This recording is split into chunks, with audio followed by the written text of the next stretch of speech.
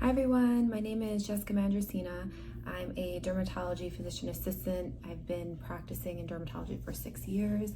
I practice in Westchester, New York, and I have collaborated with Ariba to answer some of your skin questions.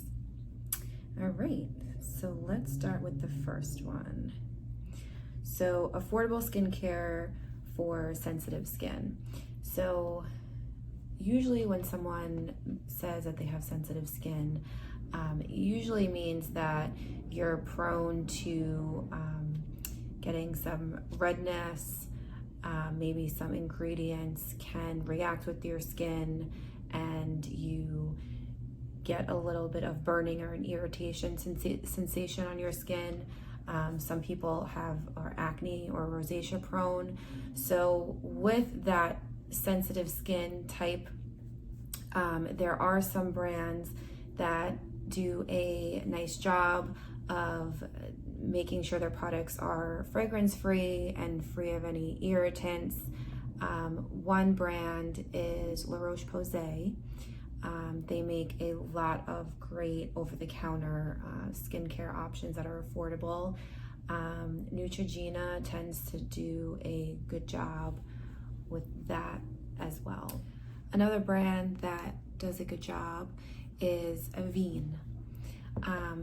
Just a general rule of thumb for sensitive skin, what you want to do is basically look for products that are fragrance-free, oil-free, and you can see a dermatology provider if you think you have any contact allergies. There's something that's called patch testing.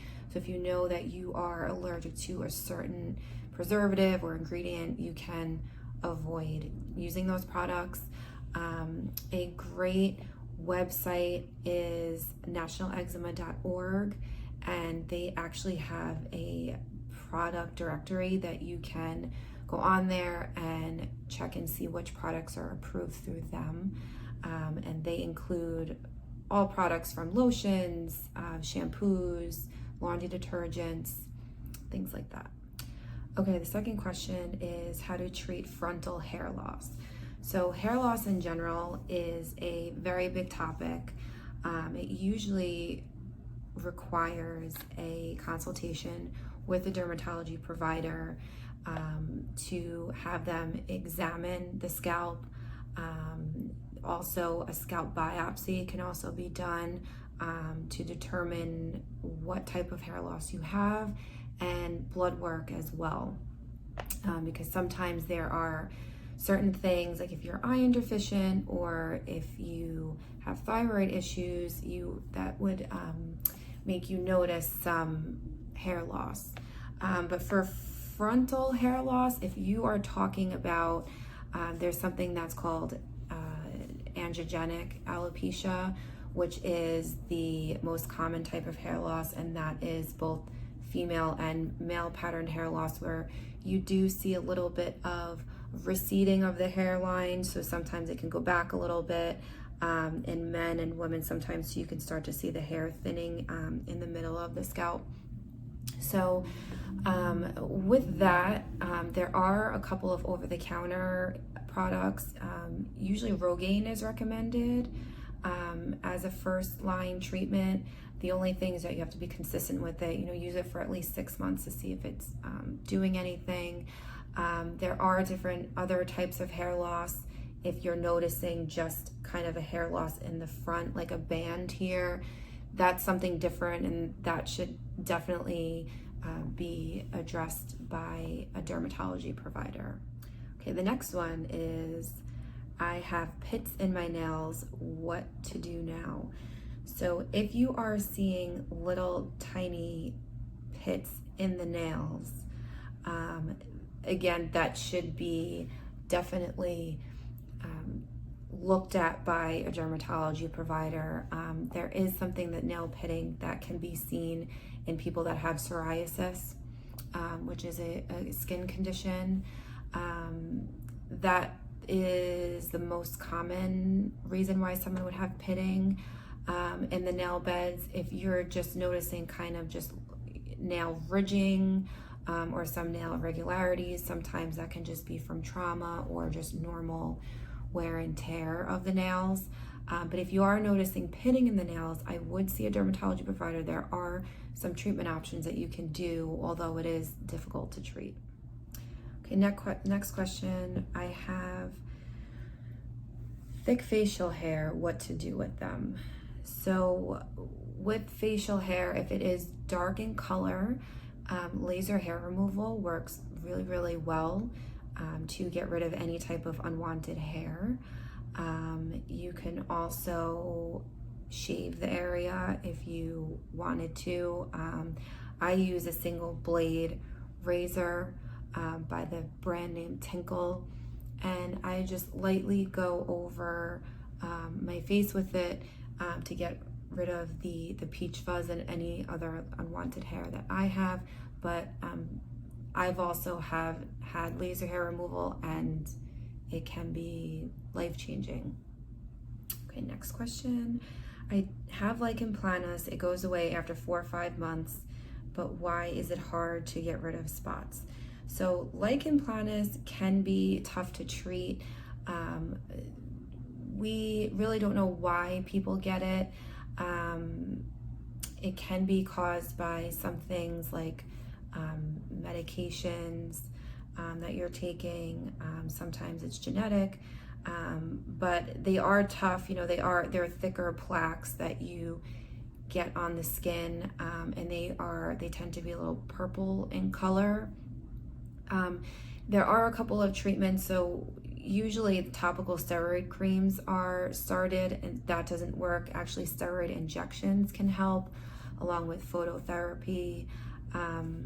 It is difficult to treat sometimes, so I would just, you know, if you're not seeing a derm, I would get in touch with a dermatology provider so they can go through the treatment options with you, and consistency with the treatments can help too. Okay, next question is what to do with oily skin. So I know this from experience for myself because I have oily and acne prone skin. One ingredient that really helps over the counter is salicylic acid, and you can use that in a face wash. You can use it as a toner. I personally have been using the Akar Balanced Toner. This has been working really well just to control my oily skin I get very oily in the T-zone, and that's where most people get oily because your oil glands are very concentrated in those areas. So that's one way. Another great way is to use a prescription retinol cream. So they're called retinoids when they're prescription. That helps to control your oil production as well. And then there are some mattifying moisturizers out there. There's one called by a company called OC8 that they make a primer or mattifying moisturizer, and a lot of brands are doing that now. And then also, you know, throughout the day, if you do get oily, you can get those blotting oily pads and just blot the T-zone. Something else that can help is glycolic acid. So getting glycolic acid peels, when you're doing that once a month, can help control the oil production as well. It is something that you just have to maintain. There really isn't anything right now to stop the oil production completely. Sometimes it's genetic, sometimes it's hormonally driven too. So it's hard to treat permanently. So you just have to find what ingredients work for your skin to control it. Okay, next question, how to treat acne scars. So acne scars treatments actually depend on the type of acne scars that you have. I actually just made a post on that on my Instagram, and I'll tag my Instagram is the derm PA_C. So there are 5 different types of acne scars. So there's an ice-picked, boxed, rolling, hypertrophic, or a keloid, and atrophic. The ice pick scars are the little tiny pitting ones.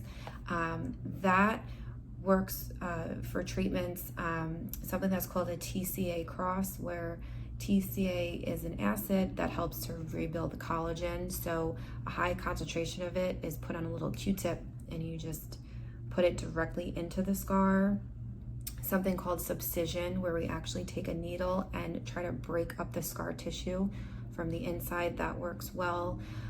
Sometimes laser resurfacing or microneedling can help too. Those treatments also work for the boxed scars. Rolling scars are kind of the little depressed ones. They look like little hills, if you will, on the skin. Those can be treated with microneedling with the PRP can help with that. Injections can help. Hyaluronic acid injections can also help too. And then for the keloid scars, so that is when you have a thicker hard lump in the area. Usually steroid injections help with that, and then Fraxel or laser resurfacing. And then for the atrophic scars, one treatment that works well is either the microneedling.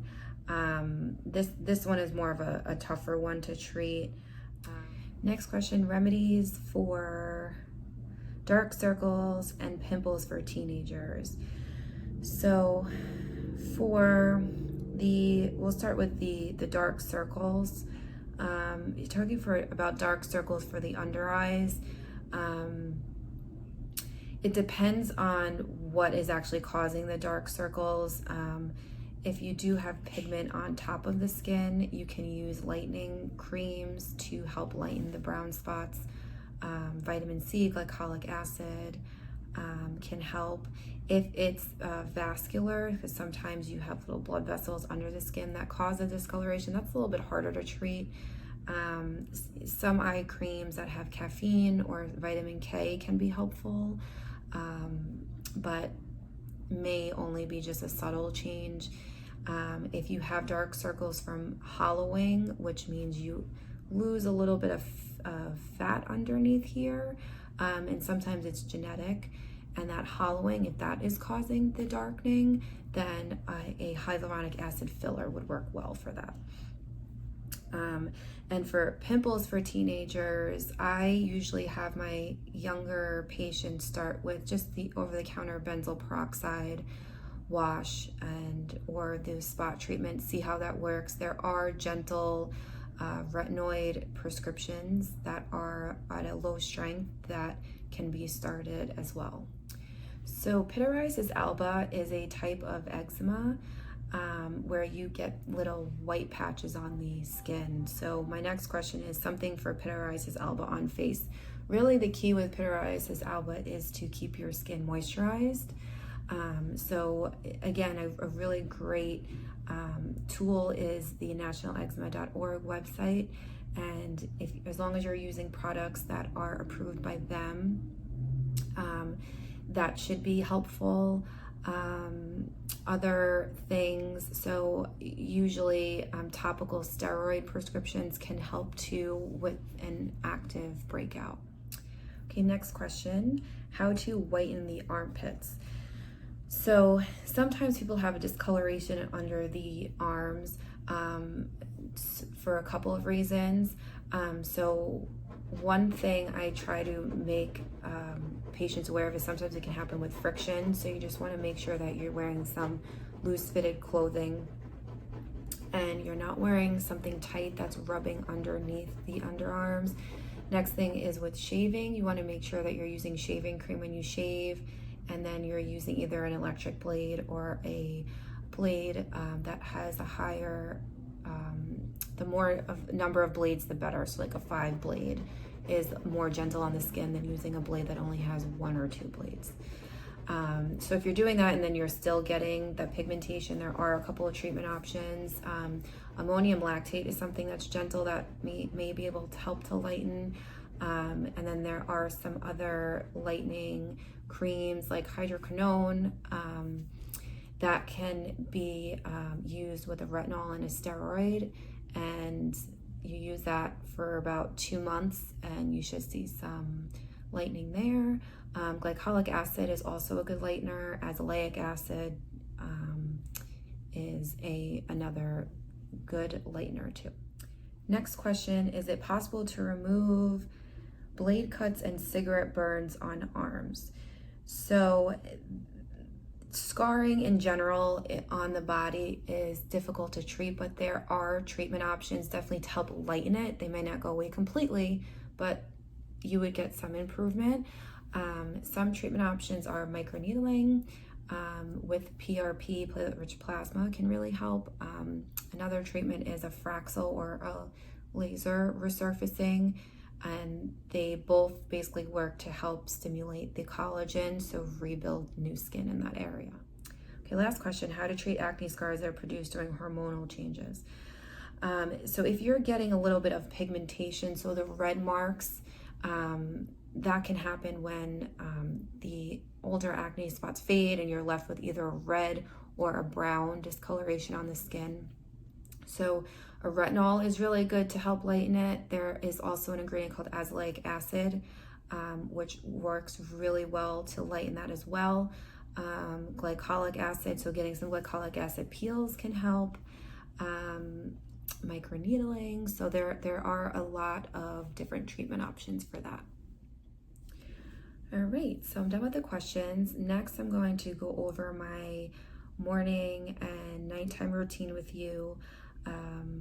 So with the morning routine, what you want to make sure you have is a moisturizer, vitamin C, and sunscreen. So if you do those 3 things, that can really help your skin. Vitamin C is a great antioxidant. It helps to fight the free radicals that you come into contact when you're out and about. And then sunscreen, of course, is the #1 skin protector. It's also the #1 anti-aging ingredient because all of our sun damage and issues come from sun. So in the morning, I use a gentle face wash. I actually use one by Neutrogena, and it is their gentle cleansing lotion that I moisturize. I really like a hyaluronic acid moisturizer. I'm using this one right now, Lou by Jean Co.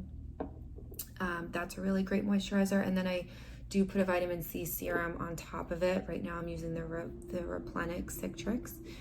And after that, I put on sunscreen. So I most commonly use the Cetaphil, and I have this on right now. It's an SPF 20. This is good to use just during the day. If I'm going to the beach or if I'm going outdoors, if I'll be outside for a long period of time, I'll use this, the Ulta MD. This is an SPF of 40. And then my nighttime routine, a good nighttime routine is to, again, have a gentle face wash, something that can take your makeup off if you do wear makeup, moisturizer, and using a retinol. So I use different prescription retinoids. I do use tretinoin and I use adapalene. Those are very, very good for your skin. Retinols work by increasing your cell turnover. So that's why it's really good for helping with your texture, fine lines and wrinkles. It works also really great for your pore size and if you have acne too. All right, so that is it. I hope you learned something. If you want to contact me or follow me on social media, my Instagram is thedermpa_c, and I hope to talk to you soon. Thank you.